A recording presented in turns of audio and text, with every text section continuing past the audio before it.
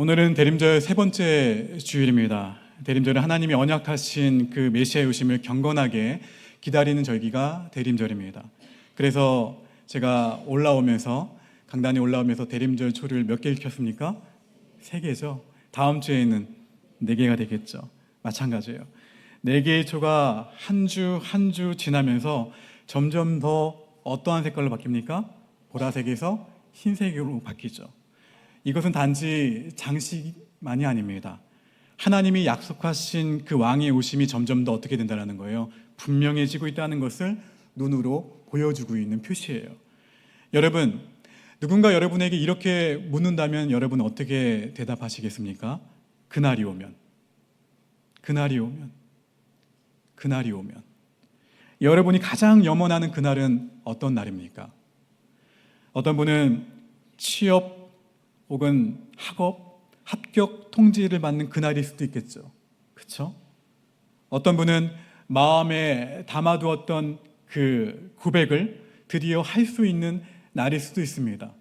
또 어떤 분에게는 경제적인 그 문제의 매듭이 풀리는 그날일 수도 있어요.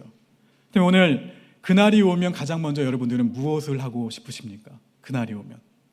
그날을 여러분들은 어떻게 기념하고 싶으십니까? 오늘 본문은 이스라엘이 고통의 시간을 통과하면서 지나서 이새의 뿌리에서 난 그 한 싹, 곧 메시아가 오셔서 다스리는 그날이 오면 구원받은 백성들이 무엇을 해야 되는지에 대해서 가르쳐주고 있는 본문이에요. 그날이 오면 구원받은 백성이 무엇을 하게 될까요? 구원받은 하나님의 자녀들이 무엇을 하게 될까요? 오늘 본문은 3가지로 말합니다.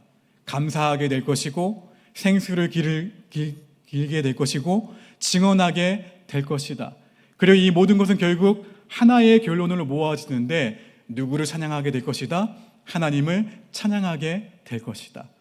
첫 번째, 그날이 오면 우리는 주님께 감사하게 된다라는 거예요. 1절 하반절 말씀이죠. 본문 보시면 내가 주께 감사하겠나이다 라고 기록되어 있어요. 내가 주께 감사하겠나이다. 이사야 12장은 이사야 7장부터 이어져 온 남유다와 이 북이스라엘의 죄악, 그리고 심판과 그리고 구원의 선포가 마침내 찬양으로 맺어지는 결론이에요. 찬양으로 맺어지는. 이 선지자는 포로에서 돌아온 그 남은 자들에게 권면합니다. 너희는 그날이 오면 무엇보다도 먼저 하나님께 감사하라. 왜 감사할까요? 그날이 오면? 1절은 이렇게 말하죠. 여호와여, 주께서 전에는 내게 노하셨사오나 이제는 주의 진노가 돌아섰고 또 주께서 나를 안위하시오니. 여기서 노하셨다라는 말은 경노하다라는 뜻을 갖고 있어요. 경노하다. 중요한 것은 이 경노하다라는 뜻이 하나님의 진노가 단지 분노의 감정만을 뜻하는 것이 아닙니다. 하나님의 진노는 무엇입니까? 죄를 견디지 못하시는 거룩하심을 말해요. 곧 하나님의 절대적인 의에서 나오는 감정을 말합니다. 그러면 그 진노에서 우리는 어떻게 돌아설 수 있을까요? 그 진노를 어떻게 우리가 피할 수 있을까요? 여러분, 이 진노를 돌이킬 수 있는 유일한 길은 인간의 노력이 아니에요. 인간의 공로가 아닙니다. 그래서 어떤 사람들은 인간의 노력과 인간의 공로로 이 진노를 피할 수 있다고 생각을 해요. 그래, 무언가 고행을 하죠. 내 몸을 어떻게 좀 고단하게 하면, 아니면 내가 이 무언가를 이렇게 하면 하나님은, 아니면 누군가는, 이 절대자는 이 나의 고행을 받으셔서 나를 구원해 주시겠다라고 착각을 해요. 근데 본문이 말하는 여호와의 분노가 사라진 결정적인 이유가 있어요. 이 결정적인 분노를 거두신 이유가 있다라는 거예요. 그것은 따라합시다. 메시아의 구속 때문이다. 되게 중요한 부분이에요. 속죄를 위한 피 흘리심이 있고 그 피 흘리심이 하나님의 진노를 거두게 하셨어요. 그래서 구원받은 성도들에게 감사는 선택일까요? 선택이 아닐까요? 선택이 아니에요. 감사는 내가 기분 좋은 날에만 하는 인사가 아닙니다. 내가 기분 좋은 날에만 할 수 있는 것이 감사가 아니에요. 감사는 구원받은 하나님의 자녀가 가장 먼저 할 수 있는 고백이 감사라는 거예요. 감사. 왜냐하면 우리는 원래 어떠한 사람들이었습니까? 진노를 받을 수밖에 없는 죄인들이었는데 예수 그리스도의 보혈로 정결하게 되었기 때문에 그래요. 진노의 자녀에서 의의 자녀, 하나님의 자녀가 되었기 때문에 나의 입술에서 나오는 것은 감사의 고백일 수밖에 없다라는 거예요. 여러분, 그리고 감사할 수밖에 없는 이유가 또 있어요. 주님은 여러분이 경험하고 있는, 여러분이 직면하고 있는 실패감, 좌절감, 죄악의 올무 가운데에서 우리를 위로하시고 건져주시고 힘을 주신 분이 누구십니까? 예수 그리스도시라는 거예요. 시편 126편에도 포로에서 돌아온 백성들이 말하죠. 우리는 꿈꾸는 것 같았도다. 그리고 그들의 입에는 무엇이 가득했냐면 찬양이 가득했어요. 찬양이. 그 이유는 하나님이 그들을 위해 크고 위대하신 일, 크고 놀라운 일을 행하셨기 때문입니다. 여러분, 오늘 우리도 마찬가지입니다. 우리가 여기까지 온 것이, 여기까지 견뎌낸 것이, 여기까지 버틴 것이 누구의 은혜입니까? 누구의 은혜예요? 안 들립니다. 누구의 은혜입니까? 그렇죠? 이 모든 것이 누구의 은혜입니까? 하나님의 은혜예요. 그러니 우리의 고백이 이것이 되어야 돼요. 따라합시다. 주님, 내가 주께 감사하겠습니다.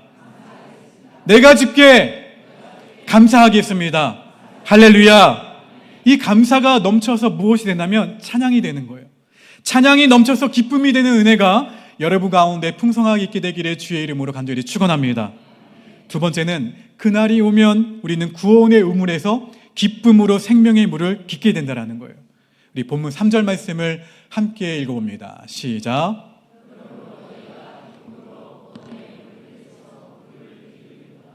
여러분, 팔레스타인 이 지역은 굉장히 건조합니다. 그래서 물은 생명이에요. 생명. 성경에서 물은 그래서 자주 구원의 상징으로 등장을 하죠. 이사야 55장 1절에도 나옵니다. 오라 너희 모든 어떠한 자들아, 목마른 자들아, 어디로 나오라? 생명으로 오라는 거예요. 생명으로. 여러분, 그리고 오늘 본문은 또 말하죠. 구원은 우물이다. 그 우물에서 기쁨으로 물을 길어라. 그러면 우리가 어떻게 기쁨으로 그 물을 기를 수 있을까요? 우물에서. 본문 2절의 고백 때문이죠. 2절, 보라 하나님은 나의 무엇이라?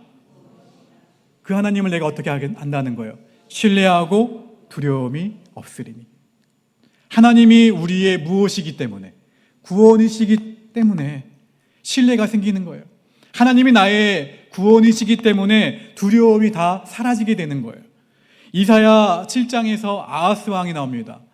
아하스 왕은 주변의 강대국들이 너무 무서웠어요. 그래서 누구를 신뢰하지 못합니까? 하나님을 신뢰하지 못해요. 결국 누구를 의지합니까? 그 시기에 강대국이었던 아수르를 의지하는 어리석은 선택을 하게 됩니다. 그러나 선지자 이사야는 훗날 새롭게 회복될 그 남은 자의 공동체는 다를 것이라고 오늘 말씀하고 있는 거예요. 회복될 공동체는 흔들리지 않는다. 오직 회복될 공동체는 여호와 하나님만을 전적으로 의지하고 신뢰하게 될 것이다. 여러분, 저와 여러분 삶 가운데도 목마름이 있습니까? 없습니까? 채워지지 않은 갈증이 있나요? 없나요? 그래서 많은 사람들이 사마리아 여인처럼 이것도 붙잡아 봐요. 그렇죠? 그리고 저것도 붙잡아 봅니다. 심지어 예수님을 믿는 사람들조차도 미래가 불투명하기 때문에 누구를 찾아가요? 점쟁이를 찾아가요. 요맘때 되면 내년에 잘 될지, 어떻게 일이 풀릴지. 믿는 사람들조차도 그래요. 이것도 붙잡아 보고 저것도 붙잡아 보고, 아니면 관계, 성취, 인정, 물질, 어느 것 하나 잠깐은 나를 달래주는 듯 하지만 결국 다시 목이 말라요. 요한복음 10장 10절을 보게 되면 메시아가 이 땅에 오신 목적은 양으로 무엇을 얻게 하시려는 거예요? 생명을. 근데 그냥 얻게 하시는 게 아니라 어떻게 얻게 하신다? 할렐루야. 더 풍성하게 얻게 하시려는 거예요. 우리 함께 고백해 볼까요? 10절 시작. 내가 온 곳은 양으로 생명을 얻게 하고 더 풍성히 얻게 하려는 것이라. 그리고 예수님이 주시는 그 물은 영원히 목마르지 않는 생수가 되고 그 배에서 그냥 생수로 끝나는 것이 아니라 생수의 강이 흘러서 넘쳐서 나의 불만족이 사라지게 되고 충만하게 채워지는 은혜를 경험하게 된다라고 말씀하고 계세요. 요한복음 4장 14절 말씀 읽어봅니다. 시작. 내가 주는 물을 마시는 자는 영원히 목마르지 아니하리니 내가 주는 물은 그 속에서 영생하도록 솟아나는 샘물이 되리라. 할렐루야. 그리고 이렇게 말씀하시죠. 요한복음 7장 38절 말씀 읽어봅니다. 시작. 나를 믿는 자는 성경의 이름과 같이 그 배에서 생수의 강이 흘러나오리라. 할렐루야. 누구를 믿는 자? 나 아니에요. 누굽니까? 예수 그리스도죠. 구원의 우물에서 물을 깃는다는 것은 결국 예수님을 믿는 거예요. 예수님을 만나는 거예요. 그리고 이렇게 예수님을 믿고 예수님을 만나는 사람은 불만족이 만족으로 바뀌게 되고 불안이 평안으로 바뀌게 되고 공허가 충만으로 채워지게 된다는 거예요. 주님이 주시는 이 생수는 잠깐 기분 좋게 해주는, 잠깐 목을 적셔주는 그러한 물이 아니라 그 안에서 영생하도록 솟아나게 하는 샘물이 된다는 거예요. 출애굽기 15장 말씀을 보시게 되면 홍해를 건넌 이스라엘 백성들이 노래를 합니다. 찬양을 하죠. 이처럼 그들은 감격하지 않을 수가 없었어요. 뒤에서는 애국 군대가 쫓아오죠. 앞에는 홍해로 가로막혀 있었는데 하나님이 그 홍해를 어떻게 하십니까? 그 문제를, 염려를, 걱정을 어떻게 하십니까? 한 번에 다 갈랐어요. 그리고 그 갈라진 그 길 위로 누가 건너가게 하십니까? 이스라엘 백성들이 건너가게 하세요. 당당하게. 그리고 뒤쫓아오던 애굽의 군대를, 그 두려움의 애굽 군대를 어떻게 합니까? 다시 물이 하나로 합치게 하셔서 그 두려움이 사라지게 하셨어요. 여러분, 그 광경을 본 이스라엘 백성들은 감격할 수밖에 없었다라는 거예요. 무슨 감격입니까? 하나님이 나와 함께 하시는구나. 하나님이 나의 인생길에 도움이 되시는구나. 하나님이 나의 힘이시구나. 그들은 감격하지 않을 수가 없었어요. 구원의 능력을 이처럼 본 사람들은 여호와는 나의 힘이시요 여호와는 나의 노래십니다 라고 고백할 수밖에 없다라는 거예요. 여러분, 그래서 우리는 계속해서 이 구원의 우물에서 물을 기르셔야 돼요. 그냥 물이 없네요. 있군요. 물을 어떻게 해요? 그냥 조금씩 마시는 정도가 아니라 물이 흘러서 넘치는 거예요. 나만 적시는 게 아니라 어디까지? 삶에 무너진 나의 영역들, 나의 가정, 나의 구역, 내가 있는 모든 공동체를 그냥 목만 축이는 정도가 아니라 흠뻑 적시게 한다는 거예요. 누가요? 예수 그리스도가 마치 시냇가에 심긴 그 나무처럼 예배를 통해서 주의 말씀 가운데 머무시는 우리 모두가 되기를 축원합니다. 말씀과 기도로 주님의 임재 앞에 서게 되기를 주님의 이름으로 간절히 축원합니다. 오늘 주신 이 시상이 전부가 아니에요. 이미 여러분에게 하나님께서는 큰 은혜를 주셨을 거예요. 여러분, 바라기는, 기도하기는 우리 옹교회 교우들이 성경 일독하게 되기를 주의 이름으로 축원합니다. 포기하지 마시고 말씀과 기도로 주님의 임재 안에 거하셔야 돼요. 이것이 목마르지 않는 삶이에요. 그래서 주님께서 주시는 영원히 목마르지 않는 생수를 마시다가 언제요? 그날이 오면 우리가 부를 기쁨의 노래는 이것뿐이에요. 따라합시다. 주님은 나의 구원이십니다. 할렐루야. 이 고백이 우리의 삶 가운데에서 충만한 고백이 되기를 주의 이름으로 간절히 축원합니다. 마지막으로 그날이 오면 우리는 만민에게 증언하는 삶을 살게 된다는 거예요. 우리 본문 5절과 6절 말씀 함께 있습니다. 시작.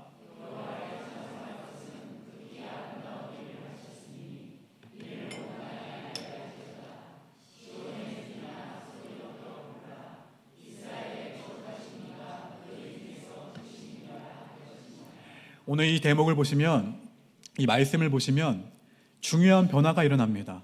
구원의 노래가, 감격이 나만의 노래로 끝나질 않아요. 나만의 노래로 온 땅에 알게 하라. 그쵸? 찬양이 곧 증언이 된다는 거예요. 찬양이 곧 증언이에요. 이처럼 회복된 공동체, 이 회복된 공동체는 편협한 국수주의적인 태도에서 벗어난다는 거예요. 복음의 보편성을 깨닫습니다. 어느 누구나 복음을 들을 수 있다는 거죠. 누려야 된다는 거예요. 그 복음을 만민에게 증언하는 증인이 된다는 거예요. 예수님은 마태복음 28장에서 이렇게 말씀하셨죠. 함께 읽어봅니다. 시작. 그러므로 너희는 가서 모든 민족을 제자로 삼아 아버지와 아들과 성령의 이름으로 세례를 베풀고 내가 너희에게 분부한 모든 것을 가르쳐 지키게 하라. 볼지어다 내가 세상 끝날까지 너희와 항상 함께 있으리라 하시니라. 아멘. 여호와의 그날은 단지 택한 백성들에게만 국한되는 것이 아니라 온 우주 만물에게도 동일하게 적용되고 있다는 것 사실을 우리는 알 수가 있어요. 복음은 이 국수적인 한계에 머물러서는 안 되고 우리가 쳐놓은 그 울타리 안에만 적용이 된다는 것이 아니라는 사실을 우리는 깨닫게 됩니다. 복음은 분명하게 말하고 있어요. 모든 사람에게 열려 있다라는 사실을 우리에게 알려주고 있어요. 바울은 로마서 1장에서 이렇게 고백을 하죠. 헬라인이나 야만인이나 지혜 있는 자나 어리석은 자에게 다 내가 어떠한 자라? 빚진 자라. 그러므로 나는 할 수 있는 대로 로마에 있는 너희에게도 복음 전하기를 원하노라. 내가 복음을 어떻게 한다? 부끄러워하지 아니하노니 이 복음은 모든 믿는 자에게 구원을 주시는 무엇이 된다라고요? 하나님의 능력이 됨이라. 먼저는 유대인에게요, 그리고 헬라인에게로다. 사도행전 10장에서도 베드로는 이 진리를 배우죠. 베드로는 편견에 사로잡혀 있었어요. 어떠한 편견입니까? 유대인에게만 복음이 임한다. 그쵸? 주님이 약속하신 그 약속도 유대인에게만 한정되어 있다라는 편견에 사로잡혀 있었어요. 그러한 편견에 사로잡혀 있었던 베드로가 하나님 뭐라고 말씀하세요?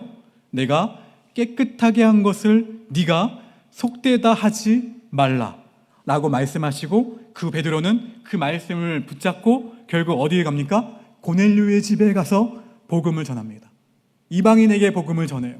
편견을 부숴버리고 복음을 전했고 그러자 고넬료의 온 가족이 주님을 믿게 되는 놀라운 역사가 일어나게 됩니다. 할렐루야. 하나님이 우리 가운데 하신 일은 나만 알고 나만 감격하고 끝나는 일이 아니라는 거예요. 우리를 살리신 이 은혜는 반드시 흘러가야 돼요. 우리가 서 있는 자리에서, 우리가 만나는 사람들에게서, 우리가 살아내는 삶 가운데에서 뭐라고 고백하셔야 돼요? 뭐라고 증언하셔야 돼요? 함께 따라해 보실까요? 주님이 위대한 일을 하셨다. 이 일을 온 땅에 알게 하라. 우리 함께 주님을 찬양하자. 할렐루야. 이것이 전해져야 된다는 거예요. 구원받은 하나님의 자녀는 조용히 감추는 사람이 아니에요. 증언은 거창한 기술이 아니라는 거예요. 구원의 감격이 흘러 넘치는 삶이 증인이에요. 증언. 여러분, 이 대림절 더 특별히 기쁨으로 외치고 찬양으로 증언하는 사람들이 더욱 많아지게 되기를 주의 이름으로 간절히 축원합니다. 여러분, 그날이 오면 우리는 무엇을 해야 될까요? 첫 번째, 우리는 감사를 해야 됩니다. 진노가 거두어지고 위로가 임했기 때문에 감사해야 돼요. 두 번째, 우리는 구원의 우물에서 기쁨으로 물을 길러야 돼요. 예수님이 영원히 목마르지 않는 생수이시고 예수님이 나의 구원이시고 예수님이 나의 힘이시기 때문입니다. 세 번째, 우리는 온 땅에 이 놀라운 일을 알리게 될 거예요. 알려야 된다는 거예요. 증언해야 돼요. 구원은 담아두는 소식이 아니라 어떻게 해야 돼요?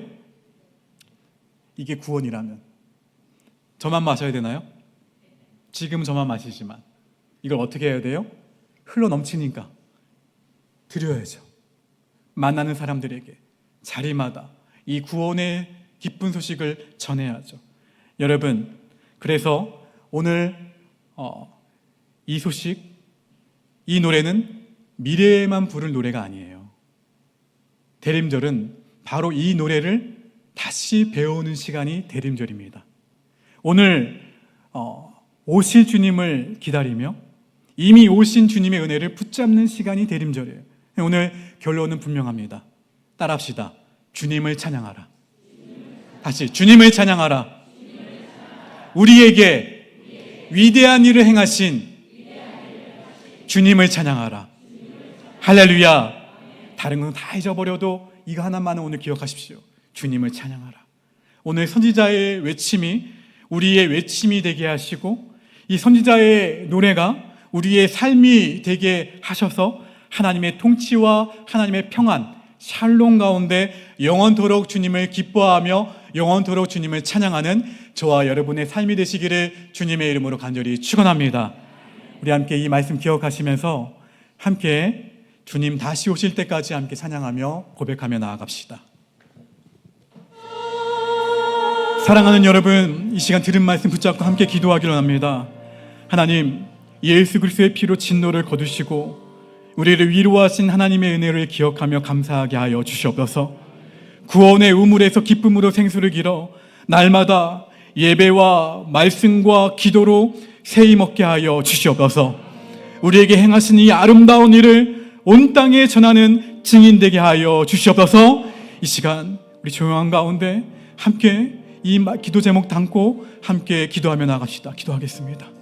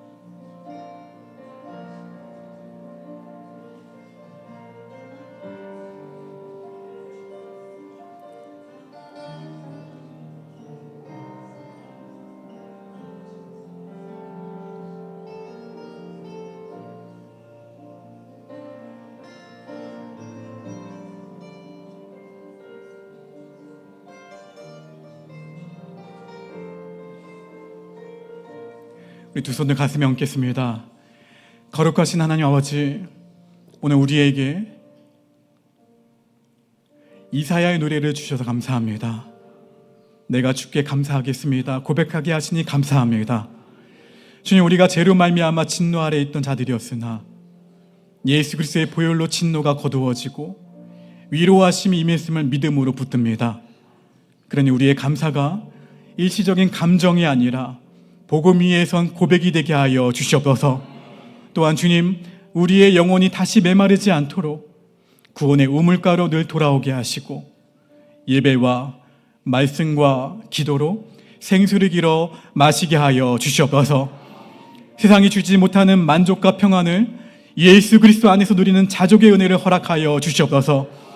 주님, 우리가 받은 구원이 내 안에 머물러 갇히지 않게 하시고 가정과 일터와 삶의 자리에서 이 대림절 주께서 행하신 아름다운 일을 담대히 증언하게 하여 주시옵소서.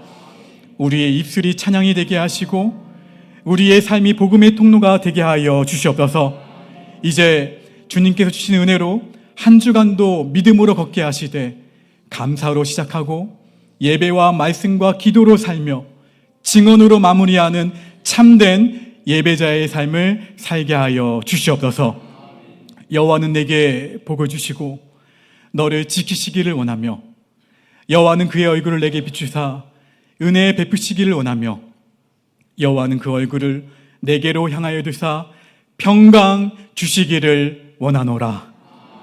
지금은 우리 주 예수 그리스도의 은혜와 하나님 아버지의 크신 사랑하심과 성령의 교통하심이 진노가 거두어지고 위로가 임한 은혜를 기억하며 날마다 내가 주님께 감사하겠습니다 라고 고백하기 원하는 성도들 위해 기쁨으로 구원의 우물에서 생수를 길어 예배와 말씀과 기도 안에 거하며 샘을 얻고 영원히 목마르지 않은 예수 그리스도의 충만을 누리기 원하는 심령들 위해 또한 주께서 행하신 아름다운 일을 가정과 일터와 세상 가운데 전하며 찬양으로 증언하는 주의 백성들 위해 지금부터 영토로 함께하옵시기를 간절히 축원하옵나이다. 아멘.